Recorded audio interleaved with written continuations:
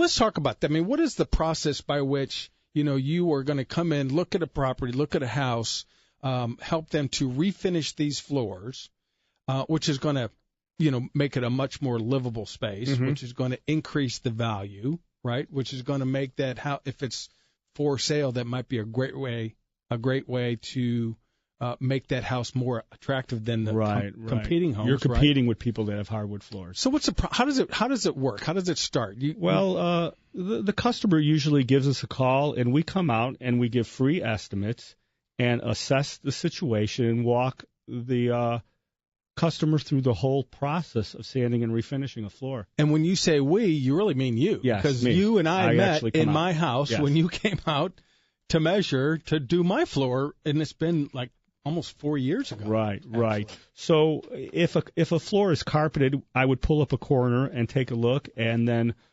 basically walk you through the sanding process all the way to finishing, to how you move your furniture back in and how you clean it afterwards. Yeah, and what's really cool about that is you talk about the process of how you will clean the floors, sand the floors, and then what I found really amazing when I did it at my house was, you came in and you laid out like 6 splotches of color test.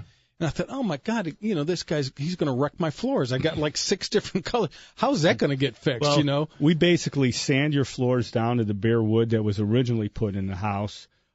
We put down swatches of colors. We can mix colors together. You're either going to go browns or reds, lights or darks. It's truly a custom deal, though. And then we sand off the colors that we put down.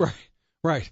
And then what happens is after you guys, and what I thought was really amazing when you did my house a few years ago, and which really answers what the question most people have is the mess, right?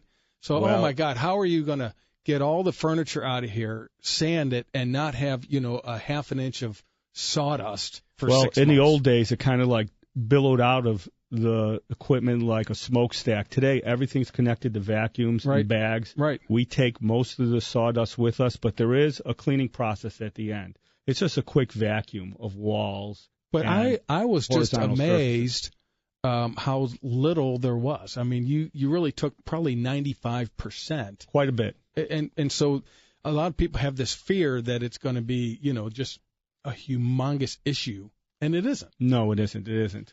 And the other thing, and we're going to run out of time, but I want to touch on a couple other things. And again, most of what we do on the show is in response to what we hear in the marketplace, right? So Girard Realty Group, we're out there helping people buy and sell all over St. Louis City, county, everywhere. And what we find is that, the concerns, first is the mess, second is the cost. Well, usually the cost is cheaper than a medium-grade carpet. So you're actually making your house worth more money, making your floors easier to maintain, and actually spending less than a medium-grade carpet. Right, and we know that medium-grade carpet these days ain't so good. I mean, it's lasting longer. Right, and because that floor is going to last forever, and if you do want to change the floor in 2 years, 3, because color is like fashion, it changes all the time, right? You can go back and redo the floor again 3 or 4 years later. Easily. And still be cheaper than carpet. Easily. And what's really nice about it is that the maintaining of the hardwood is much easier than carpet.